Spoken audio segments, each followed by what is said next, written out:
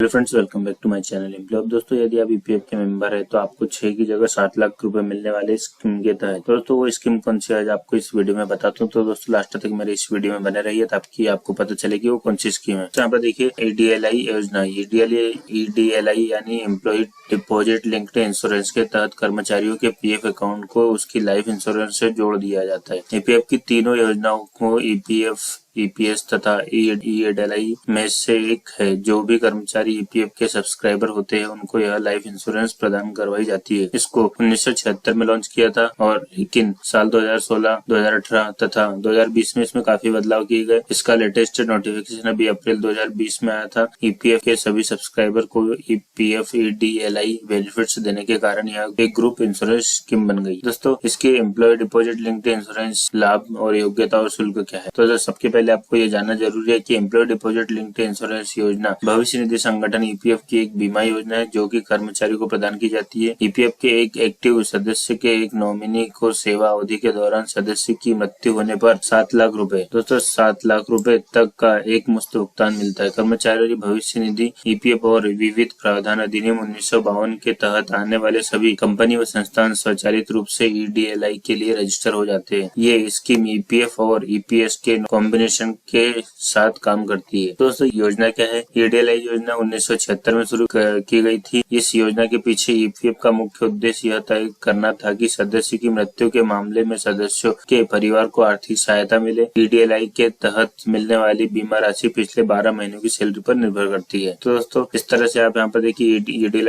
ईडीएलआई में योगदान कैसे करेंगे आप। ईपीएफ योजना, ईपीएफ और ईपीएस और ईडीएलआई। दोस्तों, यदि आपकी ईपीएफ करते कर्मचारी भविष्य निधि तो कर्मचारियों का योगदान बेसिक का 12% प्लस डीए 3.6% बेसिक का डीए पर। दोस्तों, यहाँ पर कंपनी या संस्थान का योगदान होता है। दोस्तों, आपका यदि पीएफ करता है तो आपकी ईडीएलआई योजना में आपका ऑलरेडी यहाँ पर इंश्योरेंस हो जाता है। दोस्तों, उसकी मुख्य विशेषताएं क्या है। उसके बाद यहाँ पर देखिए बीमा का लाभ परिवार के सदस्यों, कानूनी उत्तराधिकारी या सदस्य के नॉमिनी व्यक्ति द्वारा लिया जा सकता है। ईपीएफ के सदस्य खुद व खुद ईडीएलआई के रजिस्टर हो जाते हैं। एक ईपीएफ सदस्य केवल ईडीएलआई योजना द्वारा तब कवर किया जाता है जबकि वह ईपीएफ का एक एक्टिव सदस्य होता है। नौकरी छोड़ने के बाद उसके परिवार उत्तराधिकारी नॉमिनी इसका क्लेम नहीं कर सकते। दोस्तों, यहाँ पर मैं आपको बता दूं कि आपका यदि पीएफ कटता है तो आपका ऑलरेडी आपका ईडीएलआई योजना के तहत आपका बीमा हो जाता है। आपको उसके अलावा कुछ भी करने की जरूरत नहीं होती है। लेकिन उसके लिए आप कम से कम पिछले 1 सालों से आपका पीएफ लगातार कटना चाहिए यदि आपको इस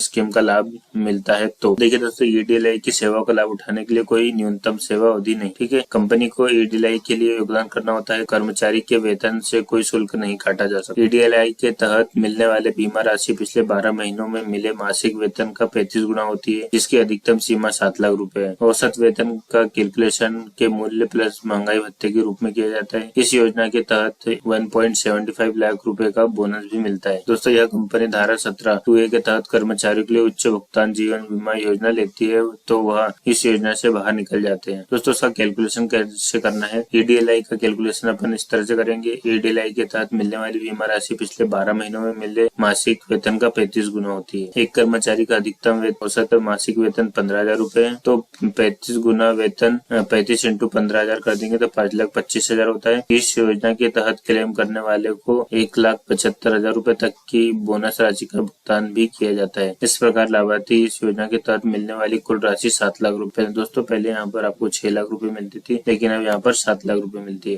तो दोस्तों, इसके लिए आपको ईडीएलआई फॉर्म 5IF फॉर्म फिल करना होता है। यहाँ कैसे जुड़ना है ऑलरेडी इसके यहाँ पर डिटेल दी गई है। उसके बाद बेनिफिट्स को क्लेम कैसे करना है वो यहाँ पर दिया गया है। सदस्य की मृत्यु के बाद बीमा लाभ प्राप्त करने के लिए फॉर्म 5IF भरना होता है। सदस्य को उसकी मृत्यु के समय ईपीएफ योजना में एक्टिव होना चाहिए था। तो दोस्तों, यहाँ पर सारी जानकारी दी गई है। उसके बाद यहाँ पर देखेंगे आप यदि कोई नॉमिनी नहीं है तो परिवार के अन्य सदस्य ईडीएलआई बेनिफिट्स को क्लेम करने के लिए योग्य होंगे। तो दोस्तों, यहाँ पर सारी जानकारी आपको यहाँ पर दी गई है कि आपको कैसे वेरिफिकेशन करवाना है। गजेटेड अधिकारी या फिर मजिस्ट्रेट, ग्राम पंचायत के अध्यक्ष, जो भी आपको कंपनी के फॉर्म डॉक्यूमेंट वेरीफाई करवाने होंगे वो आपको यहाँ पर करवाने होंगे। उसके बाद आप फॉर्म फिल कर सकते हैं। एक ही बार में सभी 3 योजनाओं ईपीएफ, ईपीएस और ईडीएलआई के लाभ के लिए फॉर्म 5IF के साथ form 20, form 10C, form 10D को भरा जा सकता है। उसके लिए शर्तें क्या क्या होनी चाहिए आप यहाँ पर देख सकते हैं। ईपीएफ योजना के अंतर्गत आने वाले परिवार का कोई सदस्य सदस्य या नॉमिनी न होने की स्थिति में परिवार के सभी सदस्य प्रमुख बेटे को छोड़कर, प्रमुख बेटों के साथ विवाहित बेटी और विवाहित पोते पोतियों को छोड़कर। अगर कोई परिवार नहीं है तो कोई कानूनी वारिस। अगर नॉमिनी परिवार का सदस्य या कानूनी वारिस नाबालिग है तो उसका अभिभावक। दोस्तों आपको दस्तावेज यहाँ पर क्या लगेंगे, सदस्य का मृत्यु प्रमाण पत्र लगेगा। अगर क्लेम नाबालिग की ओर से किया गया तो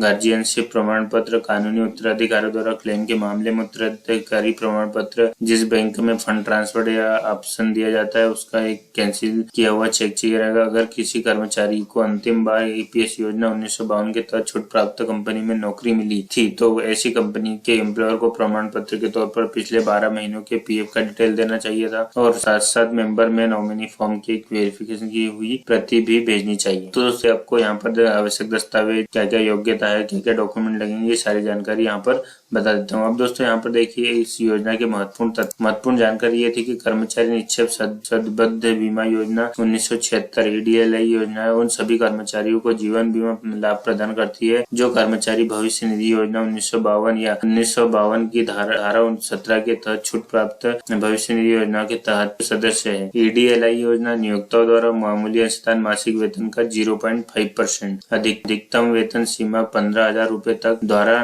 समर्थित है। इस योजना के तहत बीमा कवर प्राप्त करने के लिए कर्मचारियों द्वारा कोई अंशदान देय नहीं होता है। केंद्र सरकार द्वारा राजपत्र अधिनियम अधिसूचना संख्या GSR 299 दिनांक 28/4/2021 के माध्यम से योजना ईडीएलआई के तहत देय लाभों को बढ़ाया गया है। ईडीएलआई योजना के तहत बढ़ाए गए लाभ। दोस्तों इसके अलावा भी देखिए लाभ बढ़ाए गए हैं। ईडीएलआई योजना के पैराग्राफ 22(3) के तहत मृतक कर्मचारी के परिवार के पात्र सदस्यों को देय अधिकतम लाभ पहले 6 लाख रुपए था, तो देखिए दोस्तों यहाँ पर 6 लाख था लेकिन अब बढ़ाकर 7 लाख रुपए कर दिया गया है। ईडीएलआई योजना के पैराग्राफ 22(3) के तहत 2.5 लाख रुपए का न्यूनतम बीमा लाभ जिसे 15/2/2018 से केवल 2 साल के लिए लागू किया गया था को 15/2/2020 के बहाल कर दिया गया है। आशा है कि उन सदस्यों के परिवारों के लिए विशेष रूप से लाभकारी होगी जिनका कोविड-19 महामारी के कारण निधन हुआ है। ईडीएलआई योजना में शामिल किया गया एक अन्य लाभकारी प्रावधान यह है कि दिनांक 28/4/2021 से उन मृतक सदस्यों के पात्र परिवार के सदस्यों को ₹2.5 लाख का न्यूनतम लाभ और 7 लाख रुपए का अधिकतम लाभ प्रदान किया जाएगा जिन्हें 12 महीने से अधिक की निरंतर अवधि के लिए अपनी योजना सदस्यता और रोजगार को बनाए रखा है। पहले यह लाभ केवल उसी स्थिति में मिलता था जब मृतक कर्मचारी मृत्यु से पहले 12 महीने में एक ही स्थापना में कार्यरत था। यह उम्मीद की जाती है कि यह अनुबंध पर कार्यरत कर्मचारियों के